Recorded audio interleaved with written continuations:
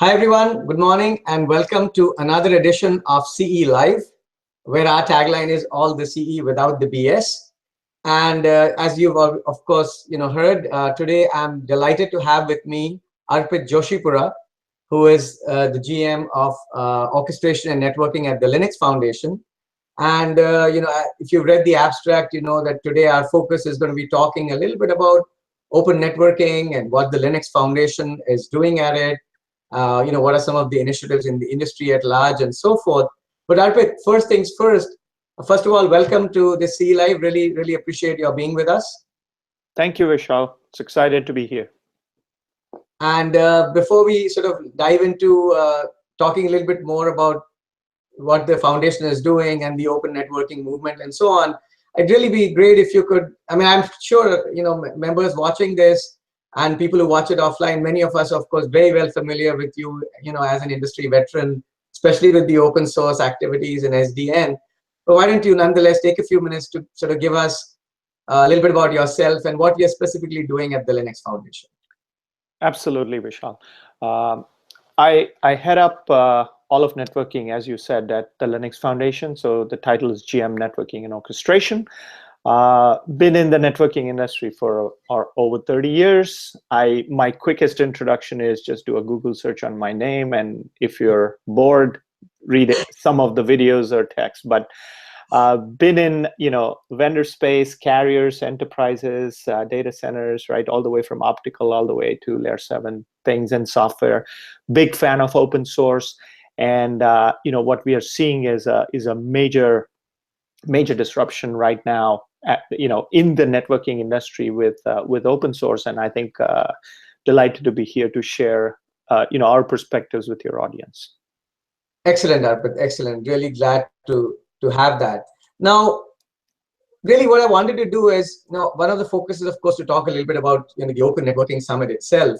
But I think it would make sense for our audience, and that's what I promised folks in the abstract, is to sort of kick it off by talking about what really is going on in the open source movement per se, and what are some of the important projects perhaps that the foundation itself is spearheading, especially in the area of networking. So that I think would be the key place to kick this off. Absolutely. So Vishal, as I say, and I've sent this vision out to the networking community at large, but we are in the third phase of open source networking, and let me explain what I mean by that. And do you want me to flip to your slides? Sure. Why don't we do that? There's a quick graphics on 3 that would show the different phases. Yeah, and while we're at it, let me also just quickly announce to the people that are on watching live that if you want to ask a question of Arpit, there's actually a live chat on the YouTube page. While we're at it, let me also just quickly announce to the people that are on watching live that if you want to ask a question of Arpit, there's actually a live chat on the YouTube page. While we're at it, let me also just quickly announce to the people that are on watching live. Sorry, so what you can do is you can type the questions into the live chat box, and I'm going to monitor that, and then we can pose those questions to Arpit. But for the timing, let me give Arpit the stage. And Arpit, yeah, so you wanted me to flip to slide 3? Yes. Yeah, let's move on. All right. Right. So as I was saying, the network transformation is in the third phase. We have had decades of innovation in networking. However, in the last 5 years, we started a disaggregation of the components. So from a black box proprietary solution, whether it's a switch or a router or an optical device or anything in a carrier or an enterprise network data center, we started seeing the splits of the components, right? Whether it was enabled by SDN or NFV or some of the white box ODM type developments, a lot can be attributed to this phase of the disaggregation. So this is the first phase that started about 3 to 5 years ago. Okay, and you this is something that in your perspective began sort of both within the enterprise space and the carrier space, or did one or the other sort of precede? No, it in fact, I would categorize this movement to be led by the web and the cloud players first. Sure. And then it went into the carrier and the enterprise space. So now all three segments, right, the web and the cloud players, the enterprise and carriers, all went through phase one. Got it. Then what happened is we got to a second phase in the last couple of years, which I called production-ready components. And these are components in open source community that went through release 1, release 2, release 3, became mature, feature-rich, and became an alternative to a proprietary software system, right? And today we have seen, major deployments of these components in production networks. And these could be components like data plane components, right, which accelerate the servers and the x86 designs. These could be networking OSs. This could be controllers, right, like ODL, etc. And so we are moving from production-ready components to production-ready solutions. And what is required in that is the ability for a vendor, a carrier, an enterprise, or a community to come and make sure that these things are tested properly, they interwork, they can be picked as needed, and they are production ready, clearly, because the last thing you want to do is test for 1 year to realize that we are missing a few features. So network transformation is going through this phase shifts right now, and we at Linux Foundation are extremely excited to sort of focus on this and harmonize it. Now, keep in mind, these components, there's a lot of them. The industry is quite fragmented with these components, and I can sort of tell you firsthand that there's a massive desire to get these harmonized, and Linux Foundation is in a very good stage to sort of do that. So two things sort of that hit me, Arpit, in this was that one, people tend to think that the components are only software, but I think you rightfully pointed out that as we move to production-ready components, they were actually hardware things as well. I mean, accelerators, components in NICs, data patch stuff also did get disaggregated and made production ready, and of course at the same time things like controllers and software components as well. Correct. It's a full end-to-end system. Exactly. And then regarding the fragmentation, I mean, I think that is something the professionals in the industry are kind of grappling, and so the industry at large also. How do you bring all these disparate efforts all together? And I think that in fact is the one of the key challenges in this space today. Completely agree. In fact, if you move to my next slide, I'll tell you what we think is an approach we are using. So, so there's really three things that we need to look at to get to number 4 and 5. So the first thing is there an architectural alignment between functional pieces? What we mean by that is, there might be 5 controllers, there might be 6 accelerators, there might be 7 orchestrators, there might be, and I'm just exaggerating for a reason. Sure. However, each of these projects do have a place, and they do solve a use case, and they do important things. So as long as we understand the complementary nature of these, I think we're in a better position to sort of bring the whole thing together. So that's the architecture. There's a major role that standards play in this whole effort, whether it's open source software upstreaming to standards or to other open source activities. Sure. There is definitely an alignment as well as a complementary nature that we have to consider here. And I have a few slides that will show you how we are thinking about it. And then, of course, the end-to-end solution is kind of the next critical thing on that as well. So, I think the big thing here is if we do these three things, we get efficiencies and we get simplicity. So if you do a quick click, Vishal, instead of the Google, then that would be good. There you go. So there was a survey done anonymously by Telco Transformation on, fragmentation is there. Who are you expecting to bring it all together? And, overwhelmingly, the audience said it's the Linux Foundation. And so we're excited to take that challenge up and bring the community together to provide a very simple and a cohesive answer to the harmonization. And this survey I see from the dates was done pretty much in Q1. Yeah. Okay. So very recent. Okay. So, but I think in this also, I mean, the solution testing is again going to be a key piece. I mean, architecture, of course, that's the very foundation. But again, bringing home the fact that we have all these disparate solutions, the testing and integration is, I think, going to be one of the keys that we as an industry ought to be looking at. And that's where maybe there'll be more opportunities as well.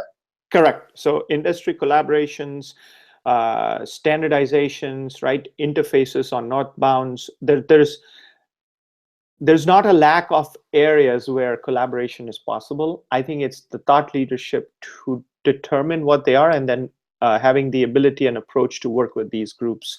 That's going to make a difference. And, we are open to taking that leadership position. Absolutely. And no, I was also thinking of it from sort of the perspective of, a networking professional in this space today. And if they were, as people look to evolve their own sort of skill sets and where they want to be positioning themselves, then I think, looking at sort of understanding the architecture and then thinking about how do you integrate and test that, I think those would be interesting directions for professionals to look at. Correct. Completely agree, right? I think from a professional perspective, we see a movement of sort of network admins to DevOps. We see a movement from just being sort of CLI experts, if you may, to model experts or metadata experts, or sort of bring the broader architecture pieces in play. So there's definitely a lot of I would say people retooling that is happening in the industry as we speak.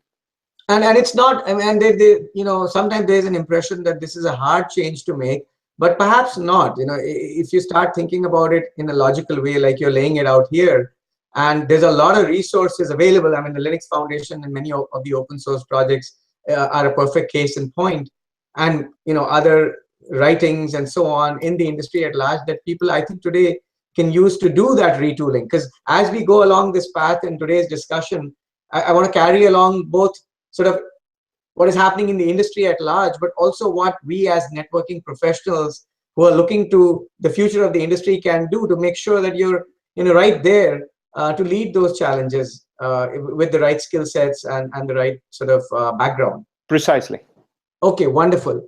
All right, so let me go to the next one.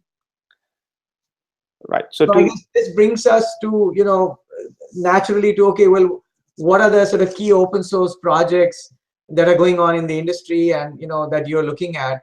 And I think that would be great to hear from you on how some of these kind of tie together. Absolutely. So just a quick update for folks who are not familiar with Linux Foundation's networking portfolio, as well as the services we provide. So first of all, we have open source projects all the way up and down the stack for enterprises, carriers, and clouds, as we discussed. Mm-hmm. What we provide, which is different from just throwing software on GitHub, is a sustainable community and a sustainable ecosystem that is structured with governance process, test systems, events, meetups, a lot of things that basically move the agenda of networking forward, right? Mm-hmm. And so you can look at it from a perspective of open source versus open source with a community behind it. And so while you can see some of these logos, I won't go into each one of these on this slide, but I can tell you that there is a specific use case and a specific focus for each of these projects Sure. in the layers of the stack, and they're really focusing on making that next generation, or making that completely software defined. Okay, so let's go to the next slide, because that's probably a better view of how the stacks are coming together. Sure. So yeah, so this is kind of a very good example, and these are just few examples, right? Where typically on the left-hand side of this diagram, you will see that there's a black box. This is 20 years ago. It's just gray for color purposes, but typically a hardware or an infrastructure, piece of infrastructure that would have everything from hardware inside, right, which would have a data plane, a fabric, a control plane, CPU, to the software that runs both the CPU as well as the data plane, and all the features and managements and operations and everything related to that particular vendor for that particular service, right? So that if this was a voice switch, it would be a black box for voice switch. If it was an edge router, it would be an edge router. If it's a data center Ethernet switch, then it's a data center Ethernet switch with that exact same logical stack. So this is more of a logical diagram.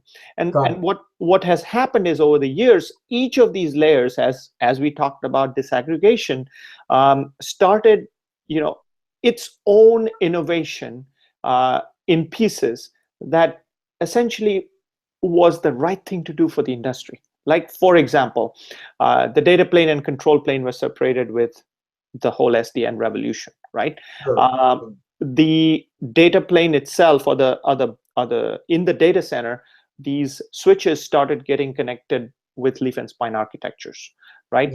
Yeah. The general purpose x86 servers started getting used as sort of the data plane boxes, right? So these are and they started absorbing functions, but they were not fast enough like custom ASICs. So a lot of data plane acceleration activities started coming up. So projects like FDIO, IOVisor, DPDK, etc. They all sort of aim at making this layer of the network really powerful. As you move up the stack, we started getting into the operating system for the hardware. We started getting into the control plane, and then as we get up the layer, it starts becoming even more complex and complicated, where it's orchestration, it's management, it's virtual functions, it's automation, it's services, and depending on whether you are in an enterprise or whether you're in a carrier, right, you have different workloads running, you have different services and apps running, and different analytics running, and you can see the various projects that are from Linux Foundation sitting in the layers of stack. So I won't go into all the projects here, but we're really excited that we have the breadth to cover the full system and the full components. And by the way, we are one major piece of the ecosystem. I will also show you the other pieces that also can complement this as well. But for now, I'll pause here, Vishal, to see if this makes sense. So yeah, Arpit, as you were talking, the two things sort of just jumped out at me. One is something you mentioned about the Linux Foundation, about providing that umbrella, which is a cohesive community. Because one of the challenges in all open source in many open source projects is that it's a small community of very passionate software programmers, developers, people who are trying to solve that problem, that are working. But then how do you grow that community beyond a certain critical mass? How do you get attention to those activities, even though they may be wonderful activities? How do you bring them to the mainstream? And at least from my understanding, I think you kind of reinforced that the Linux Foundation is providing that glue through the various events that you organize, and various activities all across the world, in fact, which are providing that ability to bring all those efforts into the proper framework and also into the limelight, so that people can start adopting them. So is that the right sort of characterization of how the Linux Foundation is critical? Yes, that is absolutely the right way to look at it. And I think we'll talk about ONS in just a few minutes. But beyond events, there is also, the governance and the architecture. And I'll just give you a recent example of a project that we just announced called ONAP. It's sitting right there. And one of the things that ONAP brings, so ONAP, first of all, is Open Network Automation Platform. It is really the automation layer for the network. And the gist of this project is, as we get to 5G, as we get to some of the next generation of data centers in the enterprises, right? Automation is a must. You cannot have next generation services like IoT or AI or VR or any of these things waiting for a call to give you a service, whether it's network on demand or just straight signaling or bandwidth or registration or analytics, you name it. So that's the premise of this project. Now, behind the scenes, what is very critical is the first phase of harmonization has already occurred. What I mean by that is ONAP constitutes a merger of two massive projects. One was open source eComp that we took over from AT&T, and another one which was an OpenO project that was going on with the Linux Foundation.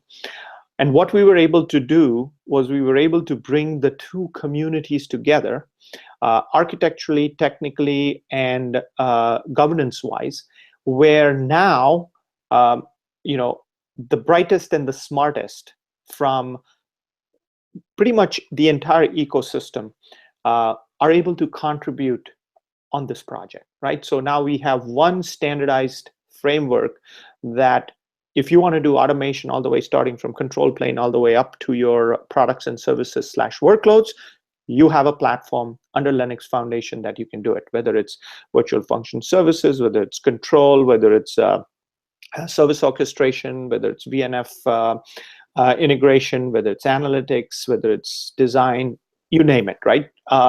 It's all there. So I would probably say that is kind of the other value that we provide as Linux Foundation, beyond the thought leadership, to bring multiple complementary communities together as we see the progression of the networking industry. Yeah, and I think that's where, I think it's great that they've instituted a role like yours, because I think that's one of the visions that you're providing. I was talking to Dan offline, and one of the sort of core visions that you brought in, I believe, is this ability to look to the future and see what are the efforts that ought to be sort of merged, or that ought to be brought under the umbrella of the foundation, and that would benefit both from the foundation's sort of weight behind it, as well as all of the infrastructure and the expertise that the foundation has built up over the years to really shed the right level of importance on these independent efforts that then get merged and then are pushed forward, for the industry as a whole. That's it. You hit it right there. And then the other point, just before we get off the slide, Arpit, that that I was thinking about, as you mentioned, is the amount of fragmentation at the features and services layer, right? You talked about, because there are 3 or 4 constituents we are looking at: the web guys, the operators, the enterprises, and within the enterprises also there's a segmentation depending on which vertical you're at. So when we look at the services layer, it seems to me that as we go higher up the stack, the diversity of things that you have to deal with, that the open movement has to deal with, sort of multiplies or increases exponentially. And I don't know if you have any sort of thought or guidance on, how you guys, or how is the open source community taming that, that hydra, because that looks like a multi-headed dragon to slay. Yeah, no, I think that's an excellent question, Vishal. What you have to look through is, if you go from the bottom of the layer to the top of the layer, there will be more diversity at the top, as we all know, right? Different verticals require different workloads, different apps, different services. However, you also have to realize that the fundamental differentiation and the value add by the end users, be it enterprise, cloud, or service providers, is in the higher layer. It's not in the lower layers, right? A bank does not, become richer or poorer if they pick a specific protocol on the switch, right? A carrier, depending on where they are in the life cycle, they are pushing services to get additional ARPU from a consumer. They're not in the religion war of this protocol is better than that, right? So in my mind, what we have done is we have started from the bottom to get to a point where automation is fully integrated into the layers all the way below the services and apps, so that there's a common way to build and automate the infrastructure, to automate the functions, to automate the services, right? And there are plenty of ways to do it, but you at least have an open source way to do it. Now, what happens then is, depending on the vertical, so then we can go vertical by vertical. So the financial vertical, so the fintech as we call it, there is an open source movement with containers there, and they are looking at options to sort of migrate there. We have major projects in open source that are closely working with networking, like Cloud Foundry, Cloud Native Computing Foundation. So CNCF and Kubernetes is one of the big ways to sort of build cloud native services. So that there's a couple of verticals that will end up going cloud native. Clearly the telco/carrier vertical is heavily relying on the stack I'm showing here. The healthcare industry and the retail, as well as the travel industry, are also going to rely on similar sites kind of scaling that I'm showing here. So as we can see, the different verticals will use similar components to build it, and then only focus on differentiations for their benefit, right? Which get them an edge. Sure. Okay. So do you want? Yeah, let's go to the next slide, because I think you can see the big picture here. This is not just Linux Foundation. This is all of us in the industry. And first of all, let me sort of orient your viewers to this diagram, because I know it's a little bit complicated. Sure. But our vision is to automate the network, the infrastructure, the cloud, the apps, the IoT, everything that is important to an end user. That's kind of where we are coming from. And so if you look at the left-hand side, it's the same three layers, right? The hardware, the software, the services, but with a little bit more detail in terms of hardware, operating system, and you can read through that.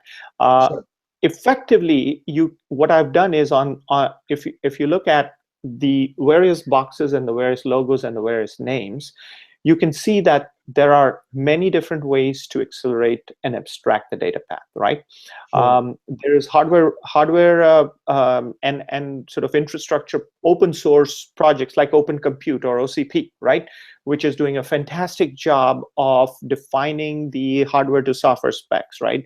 How to boot things, how to do system abstraction, et cetera, which we tie into, right, in terms of the software sitting on top. You get to the operating system, you get to the control, you get to the orchestration, etc. And you can see that the number of options start decreasing, and obviously they will start consolidating over time. And then if you see the middle part of it, right, you see Cloud Native, Cloud Foundry. So that's the what I call the Kubernetes type, Cloud Native type of stack, which again provides an automation and orchestration layer. And then I've shown the role of standards on this slide, right, which is all the way starting from the physical plane, right, whether it's the optical OIF or 3GPP, to the IETF, ETSI, IETF, IEEE, all the way up to TM and Forum. And yes, most of these standards are also focusing on adjacent layers of the network. I'm just trying to sort of put them in the core competency that they started off with, right? And clearly you can see that as the industry and the end user starts looking at this, it's fairly complex, and it is, I wouldn't say confusing, but at least for those of us who kind of get it, it's at least a well laid out solution where you don't need all these boxes, you don't need all these components. But depending on your product and use case, we need to harmonize and make it production ready for their service. And that's the phase we are entering. So this is the foundation of that.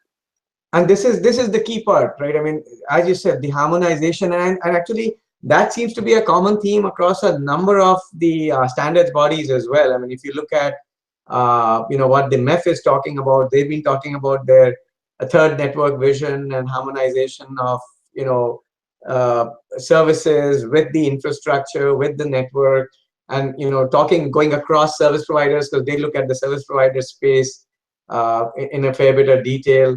The same sort of rhetoric is there in the TM forum, which is talking about zero-touch provisioning and so on. So that seems to be the key, of course. Correct. So give you some specific examples, right? Like we work very closely with MEF on both, ONAP and OpenO, and their whole LSO initiative, right, is kind of directly correlating on how the open source development is going to happen, right? So the announcement of the SDN APIs across carriers, right? They plug right into ONAP, and we will continue to do that level of interoperability, integration, standardization, whatever you call it, because at the end of the day, we as a community owe the end users a solution, okay? Or I would say a choice of solutions. A choice, and, yes. Yeah, a choice of solutions. And I always claim that protocols come and go, technologies come and go. So let's not get hung up on, this is better than that, right? Let's just come together and work as a community to provide end users what they need.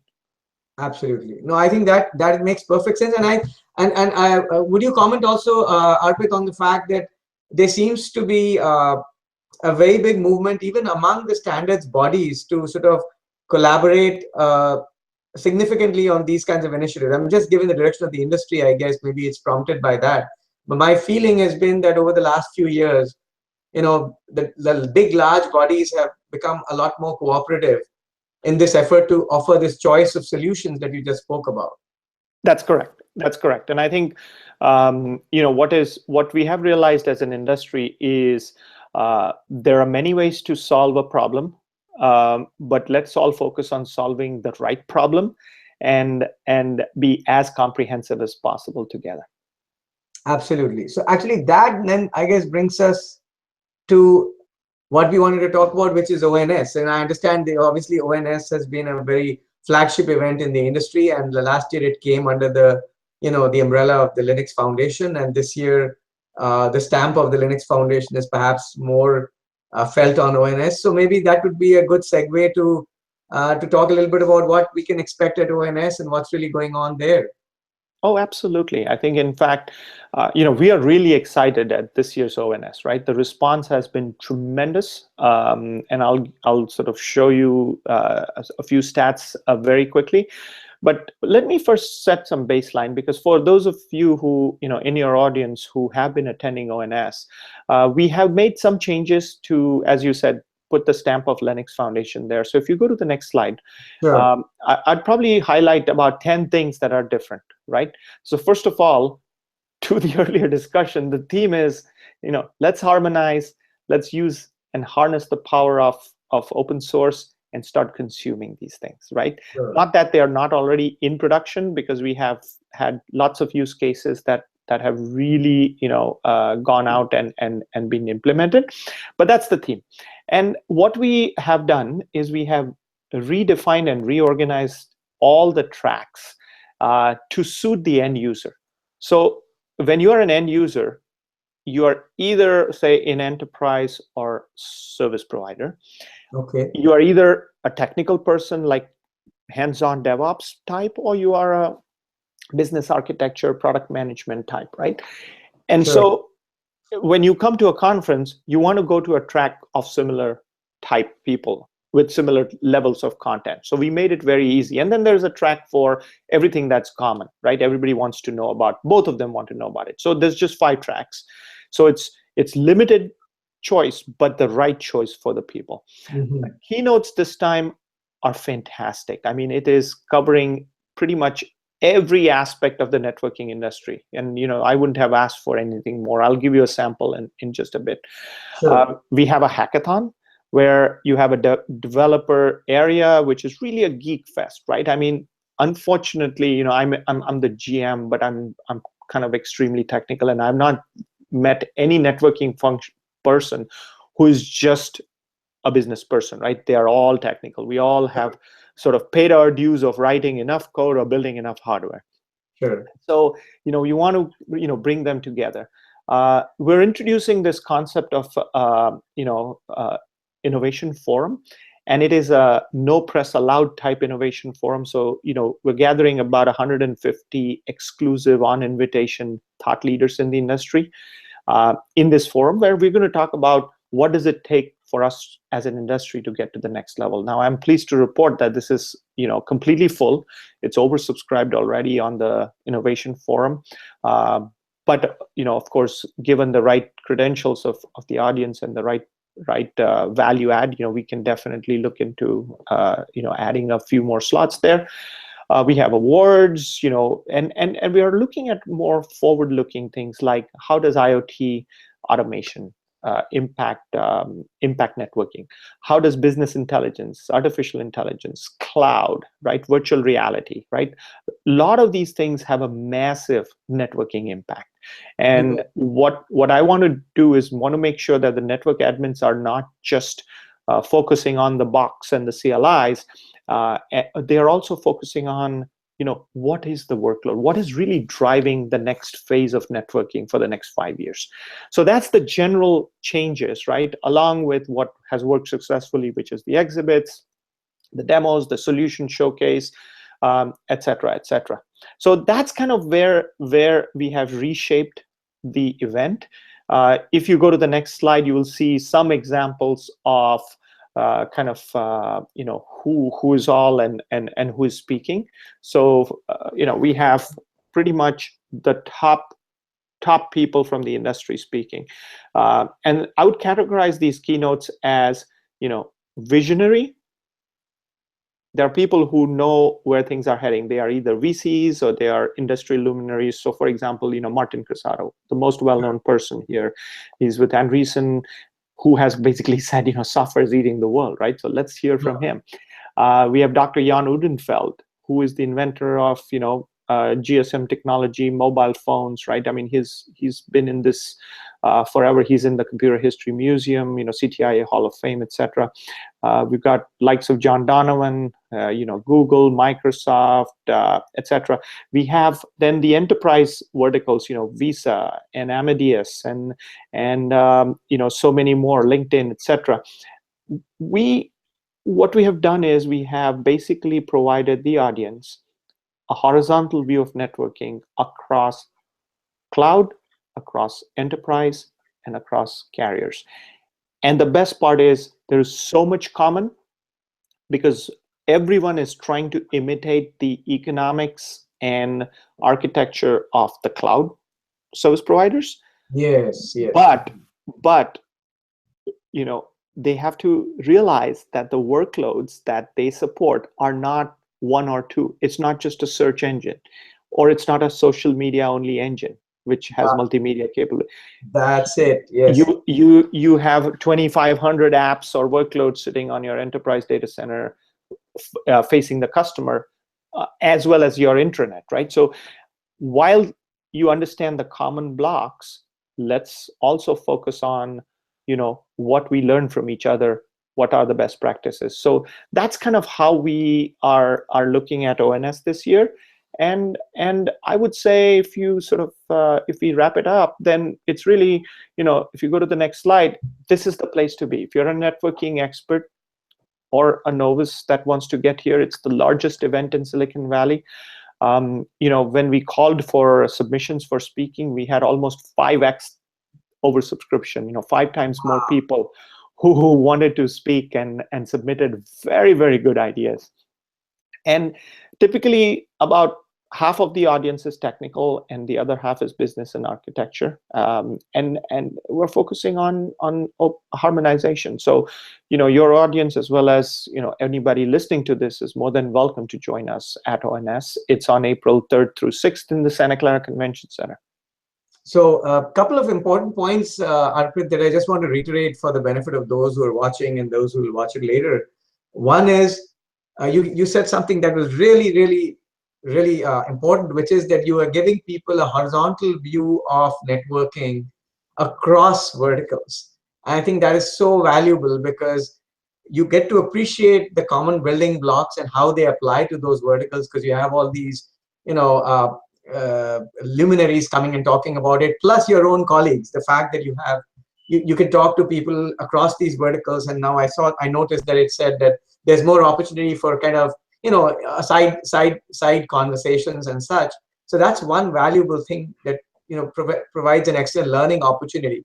And the other is, in the same breath, the ability to appreciate how the workloads that you're going to run on the common building blocks can be substantially different, which again means that you have to think about the services and orchestration management software a little bit differently depending on what space exactly you're playing in, which again gives you, as an industry professional, I'm thinking about industry professional, that now you go into ONS with like, okay, what new ideas am I going to learn about different verticals that then apply to me personally as a professional? Something might excite me, something might interest me, something is laterally related to my current skill set. So there's a huge bundle of opportunity that you can become familiar with the moment you land up at a place like ONS and you start thinking about it with this perspective that we've just been talking about. Because otherwise what tends to happen at a big event is you kind of get lost. You don't know what the sort of underlying themes are, but you've laid that out here just in the last 10 minutes, which then gives people a perspective of how they should think about ONS and their presence there and how they should think about benefiting from it. And that's what I got out of this discussion that you just had with us. Yeah, I think it is very important. And I think I would add one more thing, which is if you are in, say, data plane only, and you want to know about new technologies, there's a whole education section in the morning on the 3rd, which is a Monday. It starts at 9 a.m. Okay. And it's free to ONS attendees. So if you want to know about container networking, right? What does it mean? There are 9 ways to do it, right? Learn each of them, right? There's CNI and this and that. So that's kind of there. People want to learn what orchestration is, right? I mean, we've used the word like loosely, but what does it really mean? People want to learn, more on standards and bodies like, MEF, etc. So we got tutorials on that. So effectively, there is a lot of education you can sort of be part of. There's a lot of contribution you can do, right, with the hackathons and things like that. But at the same time, you will get in-depth, close and personal sort of session-based, right? We've handpicked the content from, as I said, 5x the submission. So the industry talks about their challenges, their use cases, how they solve it, and that's kind of the biggest value. Apart from the, I skipped on this thing that you picked up, which is the software-defined people, which is one of the advantages to being in such a live event is to meet peers and learn from them. So yeah, absolutely. And then the other thing I also wanted to underscore, which you mentioned, is sustained from the previous ONSs, is the show floor. The exhibition showcase. I mean, personally, I've attended ONS for the last 2-3 years, and I've found that to be very valuable because you walk around that exhibition showcase and you can see the vendors and the operator common, proofs of concepts and projects, and just talking to sort of the engineers there and the people who are presenting those POCs. I mean, you can learn so much about, the entire vertical, stack, because they've done a POC where different aspects have been brought together. And that's a great learning opportunity I definitely wanted to highlight, which I'm glad to see is growing bigger and stronger with each ONS. Yeah, and that's the most visited part of ONS anyway, right? So the solution showcase and the exhibit floor. So we're even extending the hours of that. Oh, wonderful. Yeah, and I think it is really exciting that ONS this year is bigger and better. So I would encourage everybody to register as soon as possible. Okay, wonderful. So let me just stop the screen share here and come back on. So yeah, so I think we've covered a lot of ground. Arpit, really appreciate your doing that. I mean, just to sort of recap, we started with sort of what is going on in the open source movement, and you had some wonderful thoughts and slides on that. And then, we got to hear about what are the different efforts, and where we talked a little bit about where people can sort of start thinking about contributing, both as an industry and also as individuals, as they think about their own skill sets, because that's something I always try to bring out in some of these CE lives, depending on what topic we are covering. Because part of my goal, with that 11,000 member Carrier Ethernet group, is to always sort of keep sort of moving people in the direction of thinking about professionally where they want to be, and all of the opportunity, rather than the doom and gloom scenarios people sometimes tend to point out. I know. I always tell people, right? Networking is cool again, and how do you know that? You know that when new graduates from colleges start asking you for a LinkedIn connect. You bet. No, and frankly, I mean, despite all the ups and downs, I mean, ours has always been an exciting industry, and I think with all of the different things that we just talked about, the different software activities, the hardware activities, components, and so forth, I think that there is more happening, despite all the consolidation and so forth that is, of course, going on in the industry. But in terms of the ground activities, which they are really going to impact networking for the next 5 to 10 years, there's a lot of activity going on, and there is a way to participate in that. I think just it's a matter of perspective, and going and educating oneself at places like ONS, or participating in activities of things like the Linux Foundation and other bodies as well. I mean, Linux Foundation is clearly one of the leaders, but there are many others. So I'm glad that you took the time to sort of educate the audience and talk to us about that. And I think that there are exciting opportunities both in upcoming ONS and the open networking movement in general that I think people should be very excited about and orienting themselves to. Yeah, thank you very much for having me. Okay, wonderful, Arpit. Again, thanks so much, and thank you, Dan, for making that happen. Dan Brown is as PR manager at Linux Foundation. I wanted to acknowledge Dan because he was the prime mover behind getting Arpit on board. And thanks once again, Arpit, for your time, and thank you everyone who attended. And we'll see you at the next CE Live sometime soon. Thank you. Bye-bye.